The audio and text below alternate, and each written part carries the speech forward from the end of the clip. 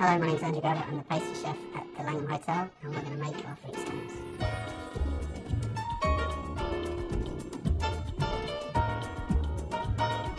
The first thing to do is to mix the flour with butter. You make sure that the butter's very, very cold, so straight from the fridge, and even sometimes it can be directly from the freezer. The baking powder, sugar and salt. So we mix everything in the bowl together. I'm going to put it onto the machine. So we're going to leave this to mix for about 10 to 15 minutes until we get a very fine sandy texture. So as you can see, we've got a very fine sandy texture. So the butter and the flour are well mixed together. We're just going to add on a slow speed the egg and the milk to the texture that we want. So you might find that at times you don't add all the egg in.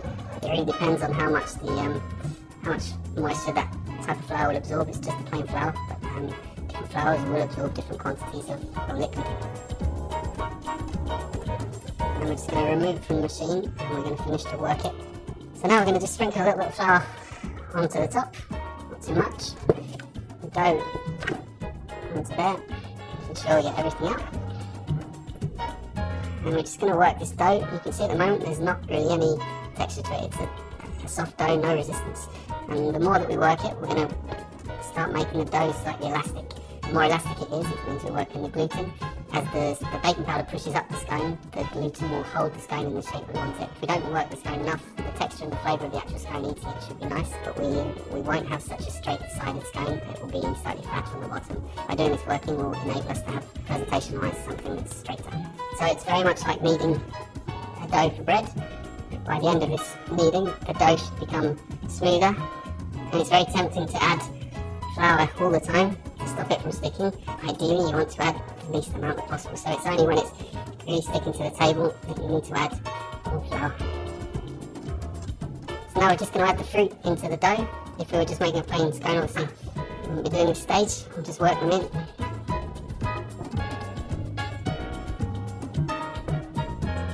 Trying to make sure that there's fruit in all of the scone. We're just going to roll the dough out, a little bit more flour on the top.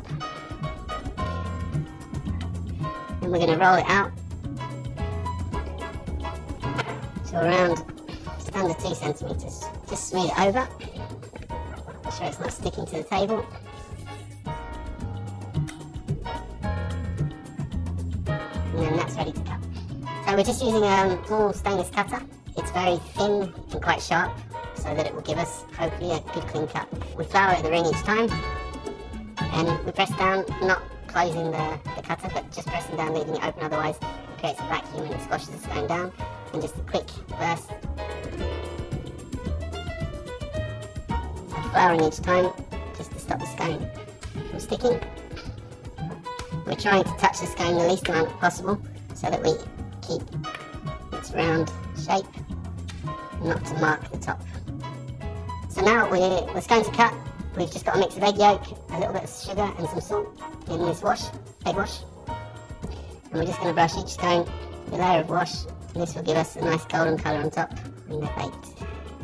And just a little tip, you can make these scones the day before, keep them in the fridge, take them out of the fridge, leave them for about 10-15 minutes to come to temperature, and then bake them.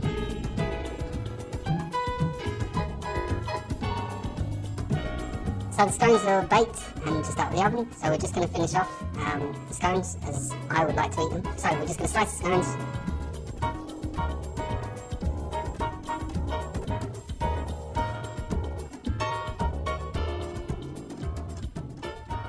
I'm going to put a good scoop of jam onto each scone.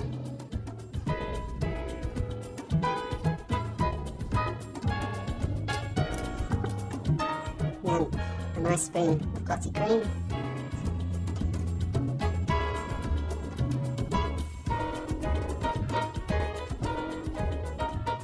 A bit of icing sugar on the lids of the scone.